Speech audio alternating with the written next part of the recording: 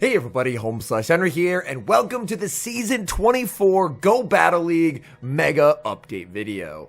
I do these once per season, where once we have the information on the new changes, I go through, do a ton of analysis on every change to try and figure out what will be impactful changes, what changes are not going to matter in particular, and just try and cover it as thoroughly as possible so people are prepared for the new season. Now this season I am going to be trying a different style. Previous years have been heavily featuring a lot of just scrolling through PvP. This time I've done a lot of that ahead of time, and I'll try and make it a slightly more concise but still very informative video where I discuss what I believe a lot of these new changes will go to value-wise, the impact of those changes, as well as for the unknown ones, discussing a best and worst case scenario. One very important disclaimer that I want to provide before the video begins: this season, compared to most, we have way more up in the air in terms of unknown values. It will be my goal to talk through the different ranges of values that we can see on the moves that get changed and provide context, so when we do see the official numbers when the season begins, you'll have an idea of what can be strong or what may not be an impactful change. So without further ado, let's hop right into it, because my goodness, we have a marathon of changes to discuss. The first change we'll be taking a look at today will be the change to Aura Sphere. Aura Sphere is a fighting type charge attack that is losing 20 damage next season, but it's also getting cheaper. Aura Sphere's stats currently are 100 damage over 55 energy. To me, the best case would be 80-45 Aura Sphere. This would make it a fighting type clone of the move Drill Run. Drill Run, a very efficient attack, not particularly expensive to get to, but still outputs very nice damage. The worst case scenario would be only a 5 reduction in energy, making it a fighting type Dark Pulse clone. The current Pokemon that can learn Aura Sphere are Lucario, Hisuian Decidueye, and Togekiss. It's not going to affect Lucario or Hisuian Decidueye, but Togekiss, as we'll find out later on, is getting Peck, and Peck is being reworked to a Shadow Claw clone, so it could potentially be interesting on Togekiss, specifically if it's 45. A Shadow Claw generates 8 energy per turn, so it would end up being only 6 Pecks to the first Aura Sphere, whereas if it's 50, then you end up just shy. So ideally what we're hoping for here is going to be 80-45.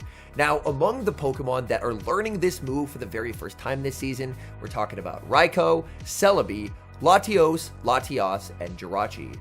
Latias is very happy because it gets its first ever bait move. Latios gets steel coverage for the very first time. Honestly, out of this group, I would say Latios and Latias are the only Pokemon that I would really consider as this potentially having an impact on them, as Raikou, Celebi, and Jirachi have their own issues already, but in terms of meta, specifically in the Master League and Mega Master League, Latios having steel coverage honestly increases its viability quite significantly. The next move we'll be taking a look at is an update to Body Slam. Body Slam is getting 5 extra damage in the new season, and there's absolutely no drawback, so this is a strict buff. Body Slam's current stats are 50 damage for 35 energy, so it goes to 55-35, a clone of the current move Weather Ball Normal.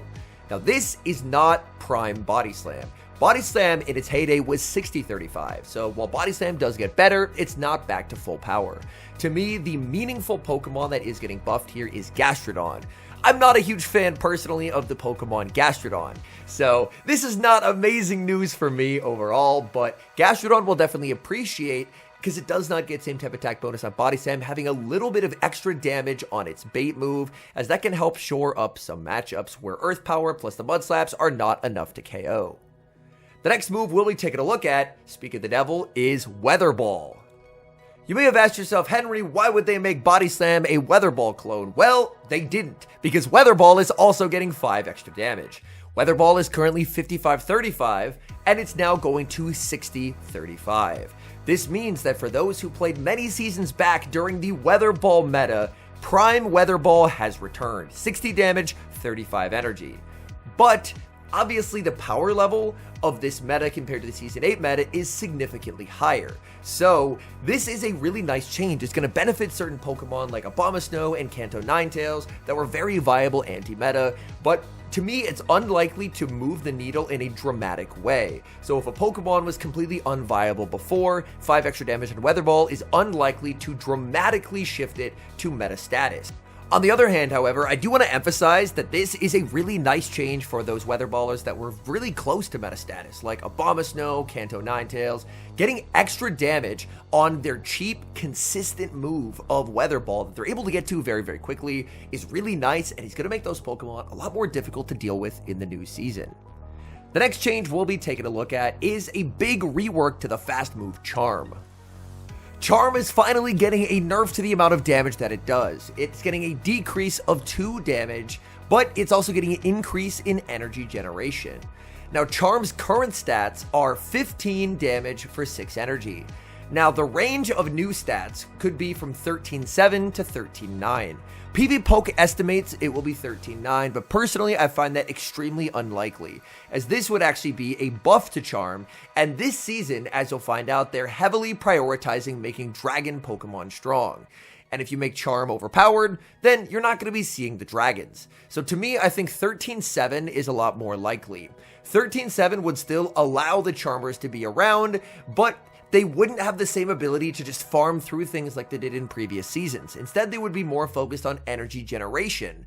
The Pokemon, obviously, that this affects are Pokemon like Wigglytuff and Dachsbun. Overall, I am a fan of this change as long as it goes to 13.7, as it allows Charmers to compete in a new way. They can still beat the dragons, but they're not just farming down everything. The next change we'll be taking a look at is going to be the adjustment to Confusion. Confusion is getting an increase in energy generation, allowing Confusion users to get to moves more quickly. Confusion's current stats are 16.12, so the range that I could see it being at is between 16.13 and 16.15. Part of the reason why they're buffing this is running long turn duration moves is always a disadvantage. If you're running a 1-turn, you always have the ability to time things very accurately, you have an ability to switch whenever you'd like, whereas if you're stuck in a Confusion and they throw in the middle, well, that move is going to land. It's guaranteed. You have no ability to catch unless you end up turn waiting and not throwing the fast move. So this change aims to incentivize longer turn duration moves like Confusion to be used. PvPoke estimates that it will go to 16 and 14. Pokemon that could benefit from this are Pokemon like Hypno and Cresselia, but even at 16-14, I don't really think that in the Open Great League, this is going to move the needle that much. Part of the reason why Incinerate works, even though it's a 5-turn extremely clunky move, is it's a 4-4 move. Over 5 turns, you're getting 20 base damage and 20 energy generated.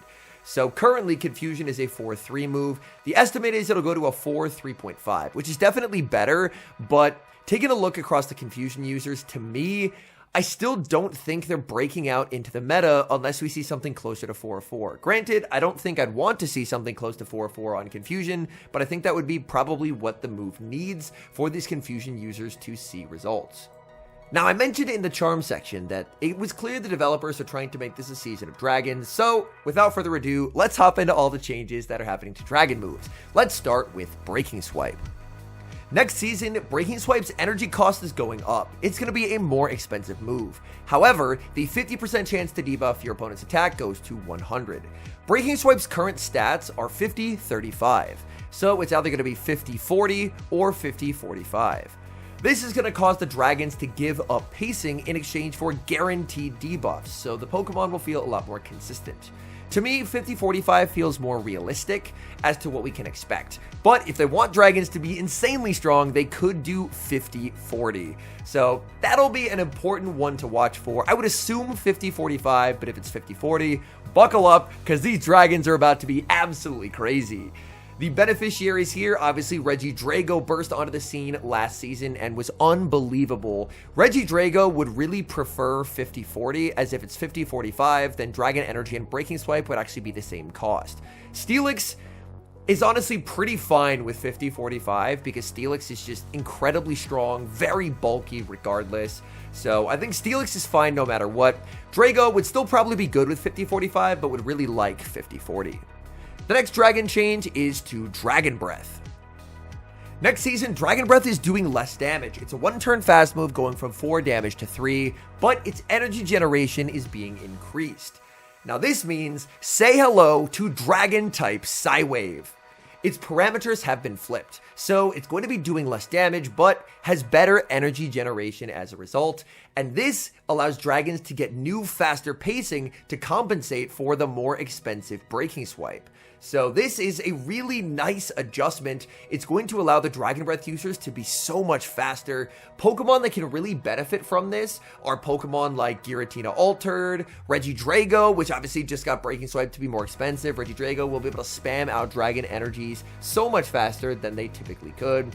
And also, Pokemon that learn Dragon Breath that aren't Dragon types, like Charizard, is going to have great pacing. Charizard with a Psywave clone as a fast move, being able to spam out Blast Burns. Gyarados is now going to be so much faster than it was before. So all in all, it's making the Dragon types from more of fast move focused Mons to more energy focused Mons. I love this change. I'm incredibly excited. I really like Dragon type Pokemon, so I think this is a really cool change. And I really like Charizard. So anytime Charizard gets an energy focused fast move, I'm going to be incredibly excited. But the Dragon type changes are not done, because now we have to talk about the big rework to Dragon Claw. Dragon Claw is getting a massive increase in damage from 50 all the way up to 80, but it comes at a cost. Its energy cost to use this move will be increased. Dragon Claw's current parameters are 50-35. My estimate for new stats are 80-45 or 80-50. 80-45 would obviously be a Dragon type Drill Run clone, 80-50 would be a Dragon type Dark Pulse clone. This means that in this update, Dragons lose both of their 35 energy charge moves, but gain a ton of damage in the case of Dragon Claw as a result, or guaranteed debuffs in the case of Breaking Swipe. Pokemon that this can really benefit are Pokemon like Guzzlord and Shadow Giratina. Guzzlord finally has an ability to inflict massive neutral damage, something that honestly it didn't really have before. So I think this is an amazing change for Guzzlord, and as for Giratina, it just got that faster pacing with Dragon Breath. Now, add to that the fact that you have a more expensive Dragon Claw that can actually deal damage. That means Giratina Altered actually has a move that can hit hard neutrally, which is an incredibly scary thought. Two other Pokemon that could benefit from this change are Hakamo'o, which, much like Giratina, didn't really have a way of dealing neutral chunk damage because it was stuck with Dragon Claw and Brick Break. It'll now be able to hit way harder in neutral matchups. And Turtonator, which is learning Dragon Claw in this new season. So, all in all, I think this is a very, very cool change, and I'm excited to see what comes of it. But somehow the Dragon changes are still not done, as now let's talk about Dragon Pulse. Dragon Pulse is getting its energy cost reduced, which is a massive win. Currently, Dragon Pulse is too expensive and just doesn't do enough damage. So currently, Dragon Pulse is sitting at 90-60. Best case scenario, it could go to 90-50. More likely, probably 90-55, but either way, whether it's 50 or 55, it's still a nice change as it helps out the few mons that actually want to use Dragon Pulse, which is not many. Most every mon with Dragon Pulse prefers to run other moves. Looks like I have a typo in my graphic there and I wrote other mons. It's supposed to be other moves, with a few exceptions. Dragonair would actually really like Dragon Pulse to be cheaper, because then Dragonair could have a move that could do actual damage. Hydreigon would also enjoy a Dragon-type charge attack that could inflict meaningful damage, so Hydreigon with the new pacing could run Brutal Swing and the new cheaper Dragon Pulse. We're almost done with the dragons, I promise, but the final one we have to talk about is Dragon Tail. Dragon Tail is getting a massive rework, with damage reduced from 13 to 9 and energy generation increased. Dragon Tail's current stats are 13 damage, 9 energy, and the new stats could be somewhere in the range of 9-11 to 9-13. While PvPoke estimates 9-13, honestly, I find that to be highly unlikely, as 9-13 would make Dragon Tail better than Dragon Breath and would turn Pokemon like Zygarde into unkillable demons. To me, I find 9-12 to be a lot more realistic for what we can expect. This would make Dragon Tail have the same parameters as Dragon Breath in terms of damage and energy per turn, but obviously as a 3-turn move. And this would make Dragon Tail functionally a little bit worse than Dragon Breath, which, considering what has Dragon Tail, I think is a really nice plus. Pokemon that would benefit, even if it's 9-12, Guzzlord would be a huge beneficiary. Guzzlord getting so much love in this update, and the $200 Pokemon Eternatus would also appreciate the new pacing. So, unfortunate that Eternatus does get a little bit of love in this update, but I'm primarily focused on Guzzlord. Guzzlord is a Pokemon that I do really enjoy. Obviously, it's been really difficult to use for a few seasons because other dragons have just outshone it, but now it's going to have really, really fast pacing, and with the rework to Dragon Claw, it's going to have a charge attack that can actually deal meaningful neutral damage. We're finally done with the dragons. Let's move on to the flying type moves. Let's talk about Aerial Ace. Aerial Ace is getting its damage increased from 55 to 60, but energy cost increased as well. Now this is actually a strict nerf to Aerial Ace, and let me explain why. Aerial Ace's current stats are 55-40. So even if it is the lowest amount of energy cost increased, it would go from 5540 to 6045. This makes the move less efficient and more expensive. So this is a strict nerf. The hardest hit Pokemon are going to include Jumpluff, Gligar, and Mandibuzz. So to me, Niantic, Scopely, whoever's in charge at the current moment, at this point I have no idea, they are very clearly trying to de-incentivize the bulky flyers.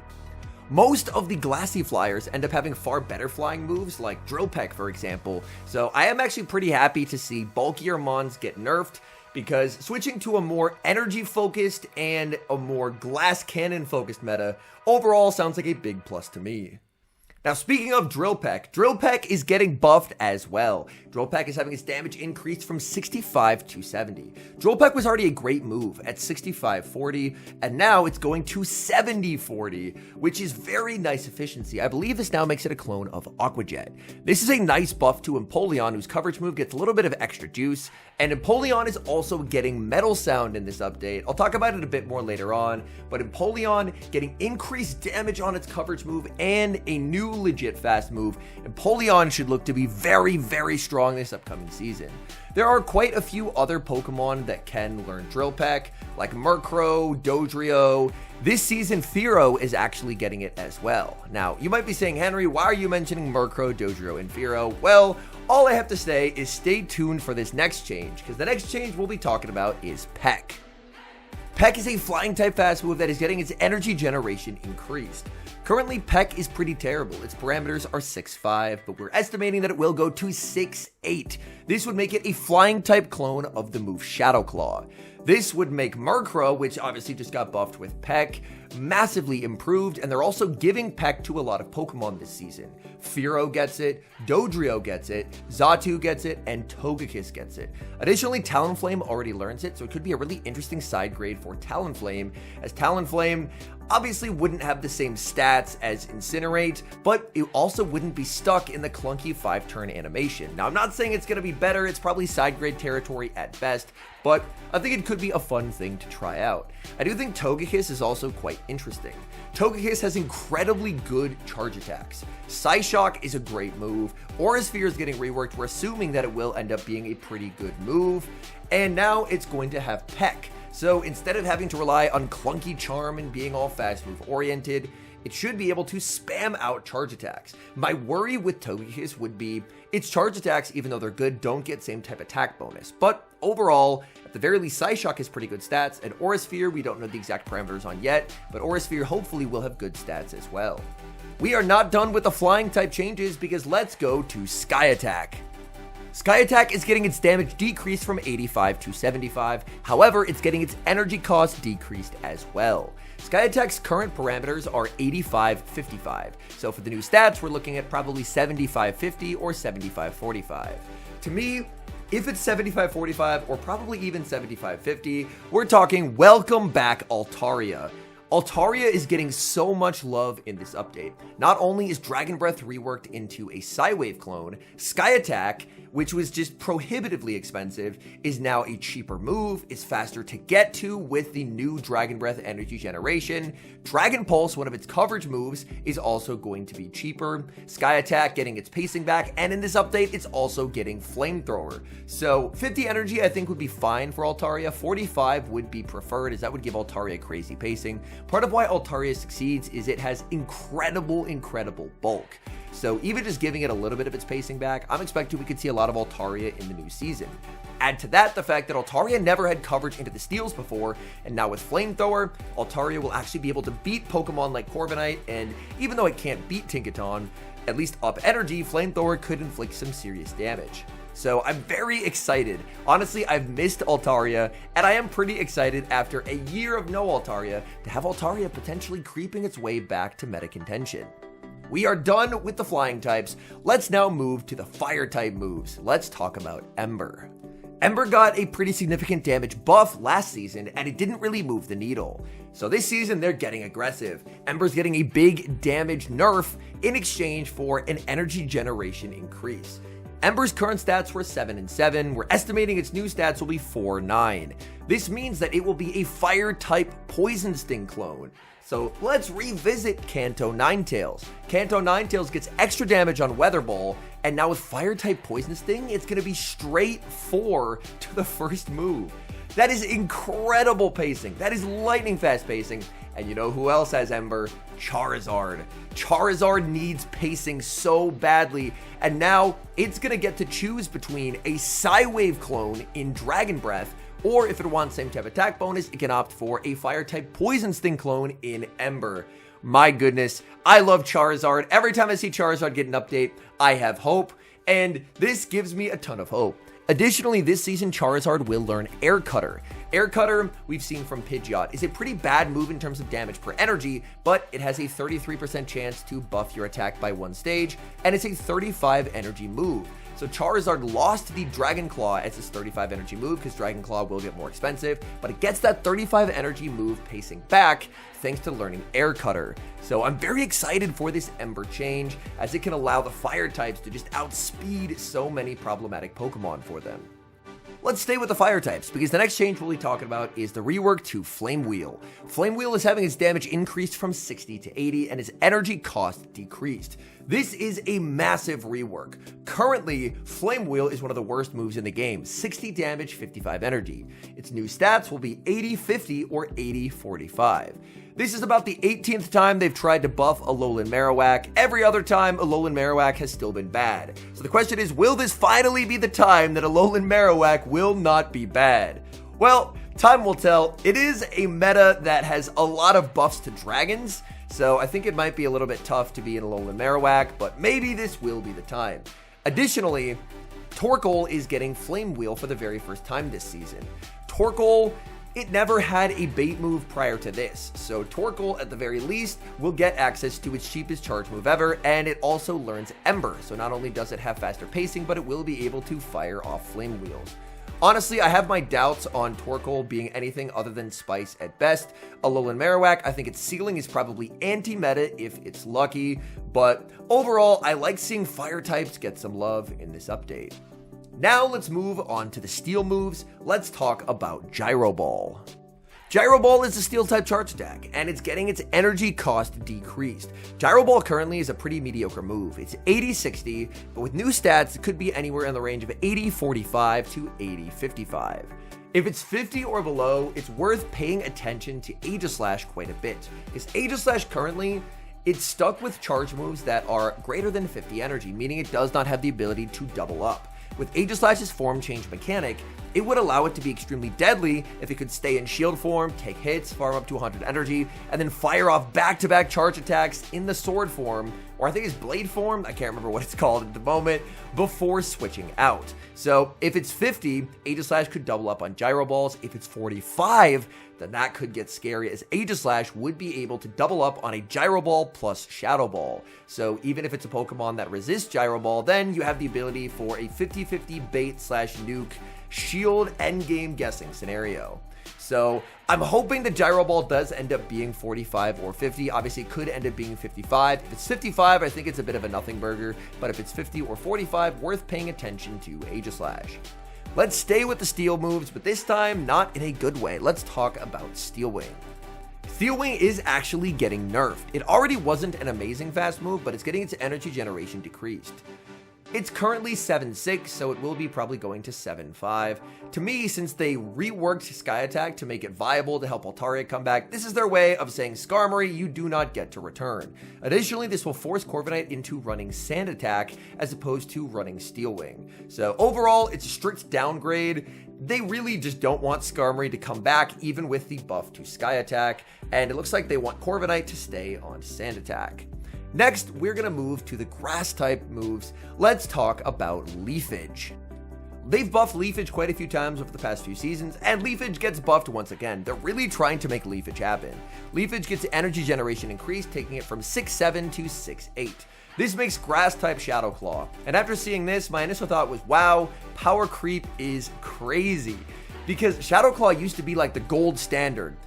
Shadow Claw was the move by which all other moves were judged. Everything was worse than Shadow Claw. Now we have Peck becoming a Shadow Claw clone, Leafage becoming a Shadow Claw clone. We are getting a lot of Shadow Claw clones. I wouldn't be surprised if in December, most everything ends up getting nerfed to the ground to just lower the power level of the meta. In terms of what could benefit from this, I think Abomasnow is the best beneficiary, obviously better fast move, and Weather Ball gets a buff as well. As far as Lurantis is concerned, to me, it's Spice/anti-meta at best. I think Abomasnow could end up being a really interesting breaker, as obviously with its coverage, it does a good job at shutting down the Jidenes that'll be hunting for all the new dragons, as well as doing a great job of shutting down the dragons and the water types that people love to pair with those dragons. So I do think that Abomasnow, depending on how the meta shakes out, could see a pretty increased role and end up being a really pivotal anti-meta mon. Let's stay with the grass types, now going to charge moves, and let's talk about Seed Bomb.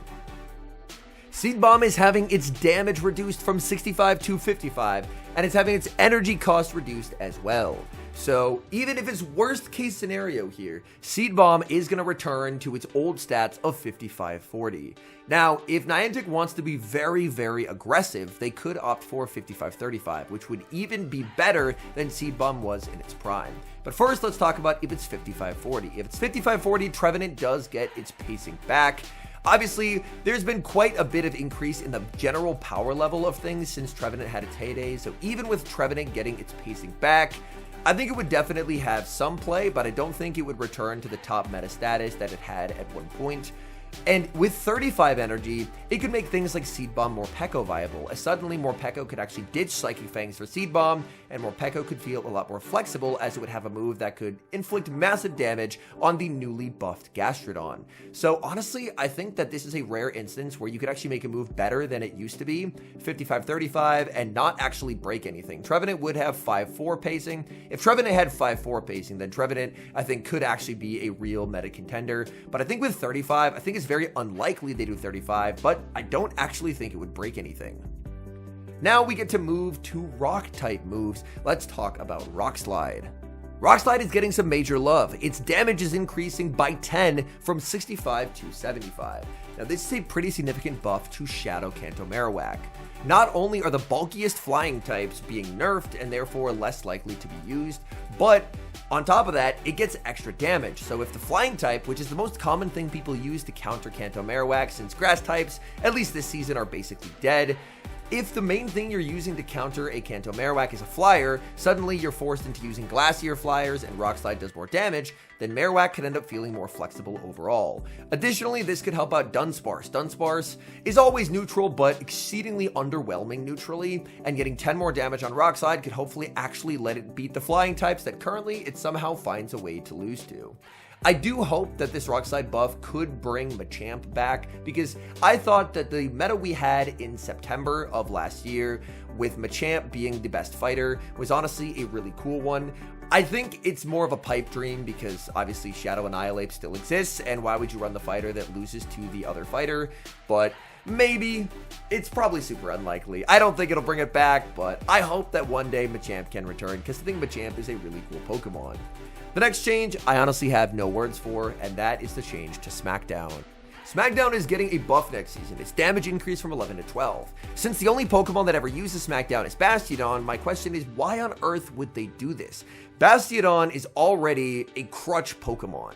It's not a Pokemon that is played skillfully whatsoever. Bastiodon's job is just to either lose hard and just get completely farmed down because it has no play into his counters whatsoever, or win hard. I really dislike when Pokemon that are this polarizing have play in a meta. I would much prefer to see Bastiodon nerfed into Oblivion, so that way people have to run more flexible picks. Because with more flexible picks, there's a lot more skillful play involved, and more often than not, the better player can win. So this, I think, is the first change that I really dislike. The next change is going to be a nerf, and that is the nerf to Scorching Sands. The attack drop chance from Scorching Sands will be reduced. I imagine it'll be a similar reduction to what Crunch had, taking it from 30% to 20%. This to me is a really nice change because, man, Scorching Sands debuffs they just are so annoying. So I'm a very big fan of this. Diggersby obviously still retains its damage, its pacing, but those debuffs that can just be so devastating in an endgame scenario are now going to be a lot less likely, which to me is a big plus. Now we get to move to a 4-turn fast move, and that is going to be a buff to Volt Switch. Now, as opposed to Confusion, we actually know the exact parameters on the buff to Volt Switch. Damage will be increased from 12 to 14. Volt Switch currently is a 12-16 move. Obviously, it's a 4-turn move, and its new stats will be 14-16. It's buffed for similar reasons to Confusion. They're trying to make these clunky 4-turn moves a little bit more enticing to use, but to me, I think it's unlikely to see any significant impact, as overall, more often than not, Pokemon that have Volt Switch are either electric types and therefore not particularly strong, or they get Volt Switch as a potential coverage fast move, and they usually have better options. Let's say something like a Fortress. I think of the things that could potentially use Volt Switch, I really struggle to see them having like main meta impact. Obviously, there could be some fun spice picks in there, but as far as like top meta impact is concerned, I don't think this Volt Switch buff really moves the needle. Now we get to talk about a buff to a water type charge move, and that is Water Pulse. Water Pulse next season is having its energy cost decreased, and this is absolutely a change that is worth paying attention to. Water Pulse's current parameters are 80-55, so its new stat should be 80-45 or 80-50. This is a very common theme across a lot of the changes they're making. It could be 80-45 or 80-50. I think that they will probably choose one or the other and have all of the moves that could potentially be 80-45 or 80-50, just 80-50 or 80-45. So I think it's unlikely that one gets 45 while another gets 50. This is a change that does benefit Gastrodon, as Gastrodon is going to be dropping Earth Power for it. Gastrodon now will have an ability to at the very least hit flyers for neutral with something other than Body Slam. If it's at 45 energy, then Clodsire and Araquanid, in my eyes, will start paying attention to this change, as Clodsire would get its cheapest charge move ever, and Araquanid would really benefit from the fact that it would be less expensive to get to the Water Pulse. So overall, a change that's definitely worth monitoring to see how aggressive they decide to be with this buff. This marks probably the halfway point in the video. We have now covered all of the changes to existing attacks. However, with any new season, they really like to give a lot of new charge attacks to Pokemon for the very first time. So now we get to take a look at the attack availability updates. The first attack availability update will be Brutal Swing being given to Salamence. Salamence in a previous season got access to Fly with the hope that Fly as a bait move would give Salamence increased play. People ran it for about a season and then eventually abandoned it, as other dragons ended up being preferred. But Salamence now gets Brutal Swing and the new Dragon Tail, which obviously has been reworked. If Dragon Tail is at least 12 energy as expected, then Salamence can spam out Brutal Swings every 9 turns, every 4.5 seconds. I just realized there's a typo in that graphic. Sorry about that. Salamance's many issues still remain, but this pacing is incredibly fast. It can opt for Brutal Swing Fly, Brutal Swing Outrage, and while I don't think Salamence is going to catapult into meta status, being that fast is definitely something to just keep in the back of your mind. The next Pokemon we're going to be taking a look at here is going to be another Pokemon getting Brutal Swing, and that is Incineroar. Incineroar has a truly massive move pool: Fire Blast, Flame Charge, Dark Pulse, Blaze Kick, Blast Burn, and Darkest Lariat. But with Brutal Swing, it now gets its cheapest ever charge move at only 35 energy. Even Blaze Kick is 40. Incineroar really wanted a 35 energy move, and it really wanted that 35 energy move to be a dark move, so that way it could run Blast Burn as its nuke. This does improve Incineroar, but Incineroar is still waiting on a better fast move. Just to overcome the issues that it has with its stats, it would need a very strong fast move, and unfortunately, the current options of Snarl, Double Kick, or Fire Fang really don't fit the bill. So overall, a plus for Incineroar, but still more work to do. The next change is going to be to Turtonator. Turtonator recently made Day 2 at the 2025 Pokemon Go World Championships, and it's getting so much love in this update. Turtonator desperately wanted a bait move. It was stuck baiting with Overheat, and now it finally gets one. It gets Brutal Swing and Dragon Claw. Brutal Swing at 35 energy means Turtonator on Incinerate will have 2-2-2-1 pacing to Brutal Swing, and now most Turtonator movesets can use Brutal Swing as the bait and then choose either Overheat or Dragon Claw as the nuke. Obviously, it does have access to Dragon Pulse, so if Dragon Pulse ends up getting buffed down to like an incredibly low amount of energy, maybe it could opt for the Dragon Pulse, but more than likely, it's going to be Overheat or Dragon Claw in that nuke role. Another dragon that is getting some love is going to be Shelgon and Salamence. I really was not kidding when I said they were trying to make this the season of dragons. Salamence gets another dark move in Crunch. It should prefer Brutal Swing just because it's 35 energy. And Shelgon also gets access to Crunch. Shelgon didn't have a bait move prior to this, so Shelgon definitely will appreciate having Crunch in its moveset. It obviously runs Dragon Breath as its fast move, which is getting reworked to the Psywave clone, and it can choose to run either the reworked Dragon Pulse or Flamethrower as the nuke. So, pretty similar coverage to the Turtonator, but obviously Turtonator is more if you want the Fire Fast move, and you can end up running Shelgon if you want more of the Dragon Fast move with that same coverage. The next change is a really impactful one, and that's going to be Metal Sound being given to Empoleon. Empoleon has a truly incredible typing. Water Steel has terrific synergy, and Empoleon, what it was waiting for was to get a real fast move once again, and that's what it gets with Metal Sound. Metal Sound, if I'm not mistaken, should be spamming out Hydro Cannons every 10 turns, which is pretty nice pacing, and it gets extra damage on Drill Peck because Drill Peck gets buffed from 65 damage to 70. This should catapult Empoleon, in my eyes, to meta status. Empoleon with Metal Sound, I believe, can actually beat Dedenne in the 2-shield if you're running the Shadow Empoleon, which is pretty crazy for a water type to take down the strongest electric type that the Great League has to offer. So I'm incredibly excited to see what Empoleon can do in the new season and how it can core with the new dragons as well as fight back against them as well. Next up, another Pokemon is getting Metal Sound, and that's going to be Como-O. Not only does Como-O get Metal Sound, but it's also learning Upper Hand. This will now make Como-O the ultimate Swiss Army knife. It's going to have so many potential viable movesets. It can choose between Dragon Tail if you want Como-O to function as more of an offensive, true dragon type Pokemon, or if you want it as more of a flexible Swiss Army knife type Pokemon, you could run Metal Sound, as Metal Sound will hit for super effective damage into the fairies. So for fairies that don't actually have a lot of fast move pressure, like let's say maybe the Fairy Wind users or something like an Azumarill, this might allow Como-O to actually have some counterplay in matchups where it was previously completely walled. Upper Hand is a nice buff for Como-O as well, because previously it was running Close Combat Clanging Scales, and now with Upper Hand being slightly cheaper, that does mean that Como-O will feel a little bit better to use since you're not always having to farm up to 45 energy to land a charge attack. Next up is going to be Fearow. Fearow is getting access to the newly buffed Drill Peck. So let's review what Fearow's moveset is going to be, because we've mentioned Fearow quite a few times so far this video. Fearow now has a Shadow Claw clone as a fast move, Peck, the newly buffed Drill Peck, and Drill Run.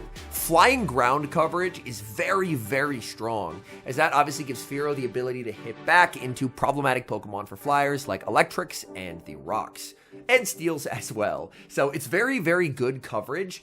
Now, with this unbelievable moveset, why am I not shouting from the rooftops that Fearow is the next OP Mon? Well, I have a little bit of worry about its stats. Fearow is an attack-weighted Pokemon, around 131 attack and 1700 stat product. So obviously the moveset is a massive plus for it, but what we're going to have to see as the season goes on, can this unbelievable moveset save Fearow from the sins of its stats? Because its stats are quite mediocre. Next up, we have a pretty big rollout of the move Psyshock. Psyshock is being given out to a lot of Mons: Alolan Raichu, Xatu, Galarian Slowking, Victini, Delphox, and Aromatisse. Alolan Raichu getting double buffed as it is also a beneficiary of the Volt Switch buff. Xatu has Peck, so Xatu getting double buffed as well. Slowking finally gets a real bait move. Slowking was having to bait with Surf previously. Victini gets a bait move as well, which is very nice for Victini. Delphox and Aromatisse, I don't really see this moving the needle for them. I think that with these first four, it's really going to depend how the meta shakes out.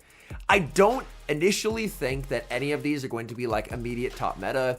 Depending on how the meta shakes out in terms of what weaknesses the top meta Pokemon have, I could see any of these four potentially ending up as like interesting anti-meta Pokemon, being able to like core break some teams, make life awkward for opponents.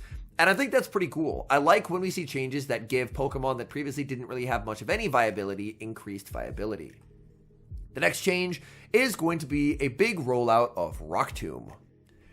Rock Tomb is being given out to multiple Dragon-type Pokemon, including Druddigon, Tyrunt, Tyrantrum, and Hakamo-o. Again, it's very clear that this season is all about making as many different viable dragons as possible and having them all feel unique to each other, which I think is really cool, because you don't just want a bunch of the same Pokemon again and again and again.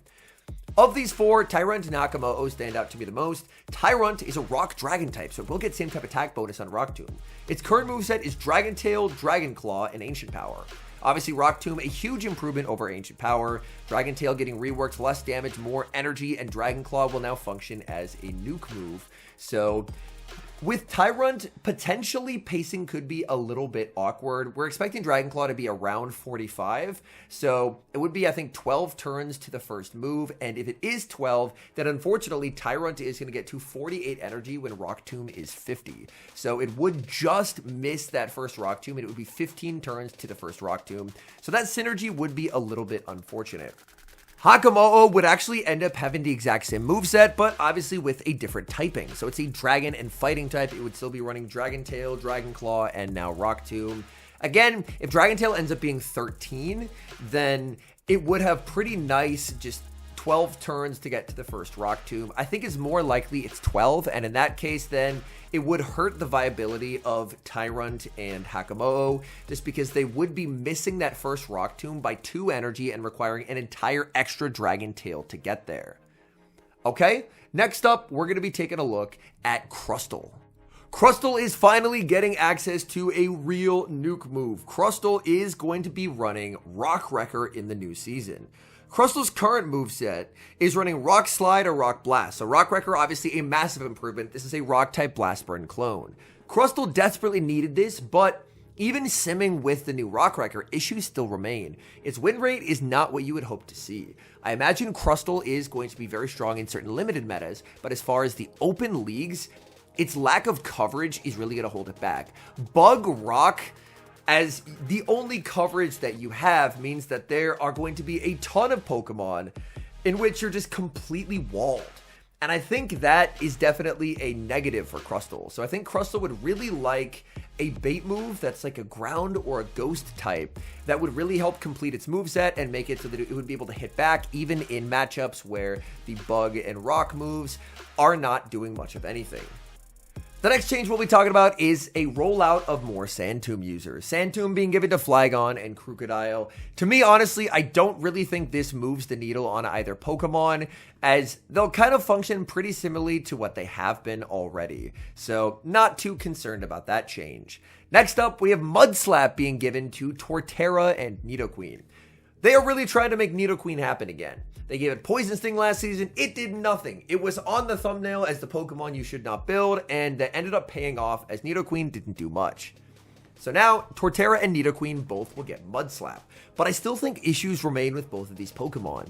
Torterra has to contend with the existence of Toedscruel. Toedscruel has its exact same typing. Ground and Grass. Toedscruel obviously has Wrap, which has an ability to provide a guaranteed debuff, and Seed Bomb's going to be cheaper, so Toedscruel's pacing gets better in the new season.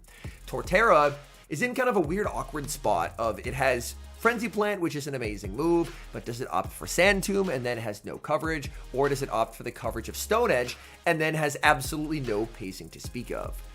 Now, as far as Nidoqueen, Nidoqueen's really going to like having Mudslap. Mudslap, Poison Fang can be an interesting combination, but the question is, can Nido thrive as a Mudslapper that loses to all other Mudslappers? There's going to be a lot of Pokemon out to try and take down Mudslap in this new season, especially with Pokemon like Kanto Marowak being as strong as it is. So, not only are you a Mudslapper that would lose to all the anti-Mudslap Pokemon, but you're also losing to all of the Mudslap Pokemon. So that's my biggest worry for Nidoqueen. It's just definitely going to be better, but I feel it's going to be a meta environment that is very hostile to it. Next up, we have a Pokemon getting its first ever coverage move, and that is Pachirisu. Pachirisu currently only has electric type moves, and players have been wanting coverage on Pachirisu for ages. Coverage has arrived, and it comes in the form of Hyper Fang. Unfortunately, Hyper Fang is not the kind of coverage Pachirisu would have wanted to become viable, as yes, Hyper Fang does allow Pachirisu to hit against grounds, but Hyper Fang itself is not a great move. It's a normal type move, so it can't hit anything for super effective, so to me, I think this is a bit of a miss. Next up, a change that is not a miss is the change to Kingdra. Kingdra is being given access to Swift. This, to me, is an unbelievably good change. Octazooka is honestly a pretty terrible move nowadays. Octazooka has atrocious damage per energy. It's 50 energy, so for Kingdra, it was so expensive to get to, and it only had a 50% chance to lower the opponent's attack.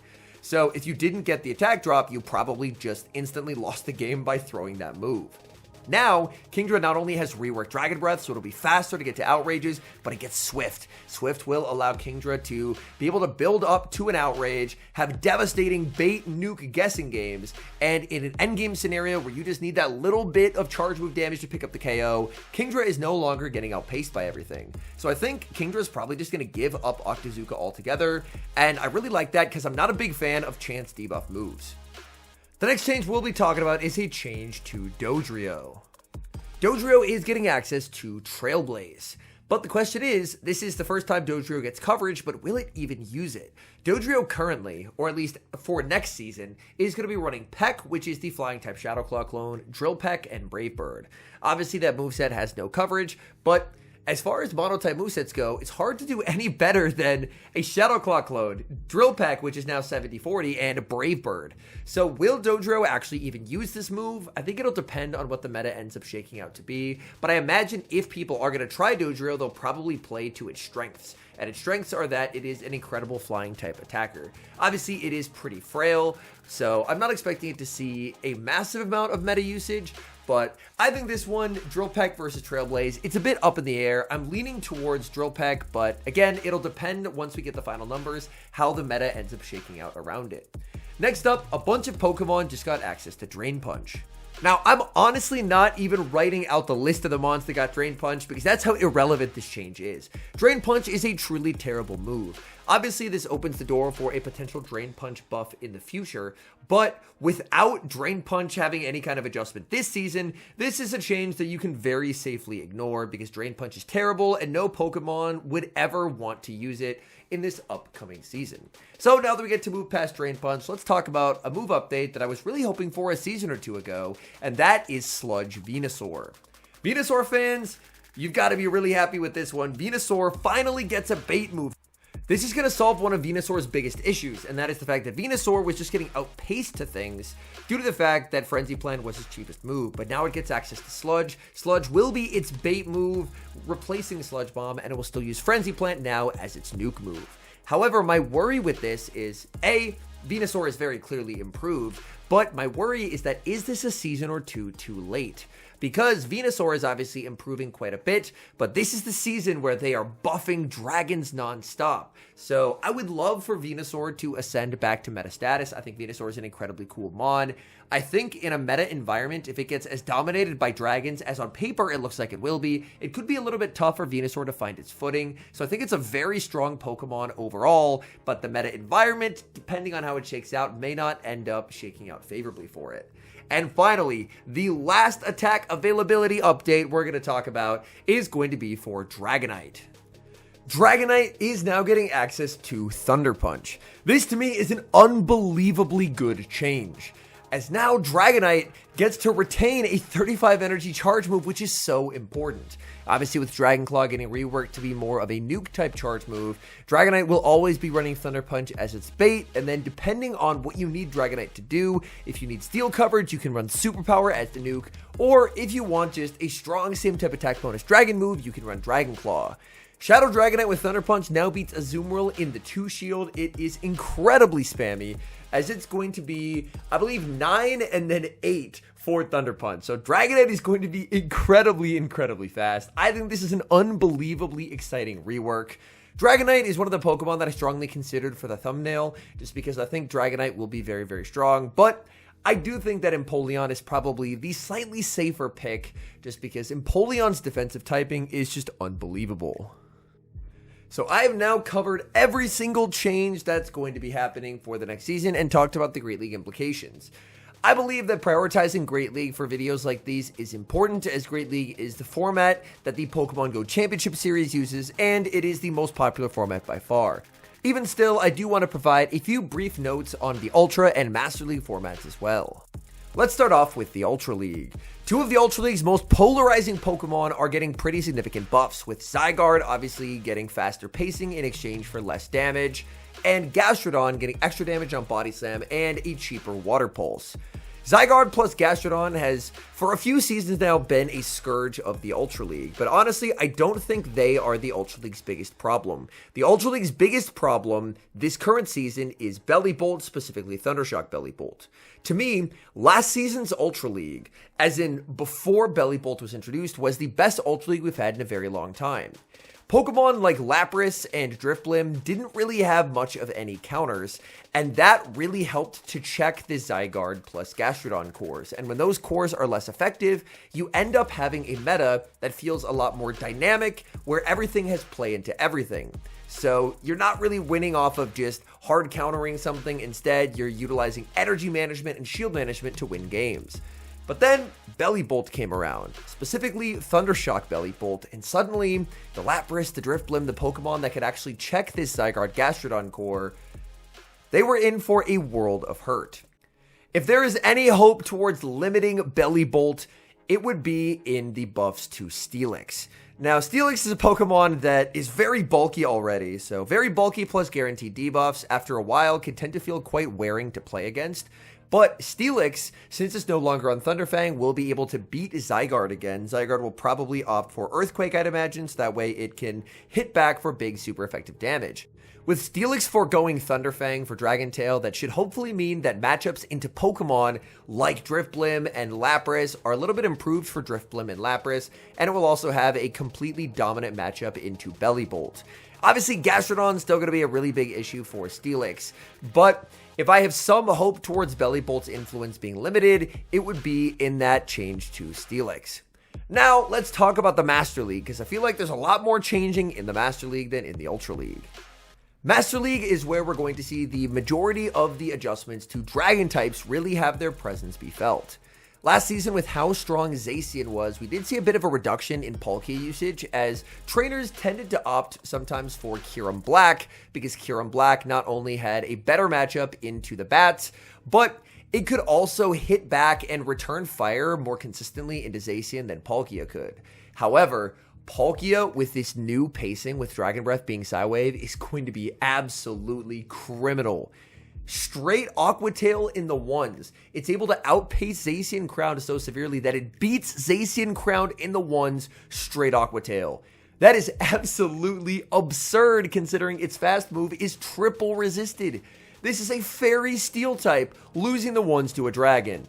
And on top of that, I did look at Fire Blast, as I thought the idea of a faster Fire Blast could be interesting, but I ended up getting reminded of the fact that with this pacing, you get less fast move damage. That means that mirrors like a Palkia Origin Mirror, or basically any time the dragons are facing off, the mirrors are going to last longer because of the lower fast move damage, and that means more charge moves. So I think next season, after thinking it over, I think my initial thoughts on Fire Blast were probably a little bit misguided, and that I do think that you're probably just going to want Spatial Rend as you did this season.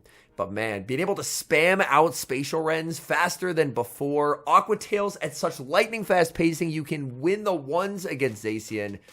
Palkia is going to be an absolute nightmare to deal with. Next up, this one, there's a bit of a caveat, because it depends on how good Dragon Tail is. But obviously with the rework to Dragon Tail, Eternatus doesn't really have the cheapest of charge moves, as its cheapest is Dynamax Cannon, which is at 45. So Eternatus, even if Dragon Tail is 12 instead of 13, that would still be good for Eternatus, as Eternatus would be able to get the first Dynamax Cannon in 4, whereas this season it's getting to it in 5. That's a really nice improvement for Eternatus. It would also be able to get to Flamethrowers faster if it needs to try and get some damage in case it gets stuck onto one of the crown forms. So it's a really nice adjustment for Eternatus. Lugia, I actually did finally get my XLs for the Lugia. So the question is there ever a Lugia angle now that Lugia obviously has Fly? It's going to get to Fly a lot faster, Aeroblast a lot faster as well. I think that Lugia, its coverage works against it in this meta, but if Dragon Tail is strong, we'll have to see how the meta shakes out, but it would be one of the few Pokemon that could actually consistently take attacks from Palkia. And purely based off that, with how fast Palkia is spamming out these attacks, I think it could have value. So even though it would be completely walled by something like a Zacian, I think having a Pokemon on your team that can actually withstand the barrage, the non-stop spam from Palkia Origin, just that by itself could give a little bit of extra juice to potential Palkia usage. And that, I think, about sums it up. I think we're probably rapidly approaching the 1 hour mark, if not past 45 minutes already. So if you made it to the end of the video, thank you so much for watching. These videos are always an incredible amount of work to put together. There's a lot up in the air this season. It's something I mentioned at the start. I want to echo it at the end. So I tried to provide ranges of potential outcomes since there's a lot of values that we don't know, and try and say, if it's this, we're probably looking at this level of effectiveness. If it's the best case scenario, could potentially be this, just to try and give people realistic ideas instead of just making predictions and them maybe not necessarily being correct. If you enjoyed this video, please do leave a like on the video and subscribe to the channel if you haven't. And an extra special thank you, as always, to our channel members here on YouTube. The support you guys provide is genuinely so appreciated. So thank you guys oh so very much. And until next time, I've been HomeSliceHenry.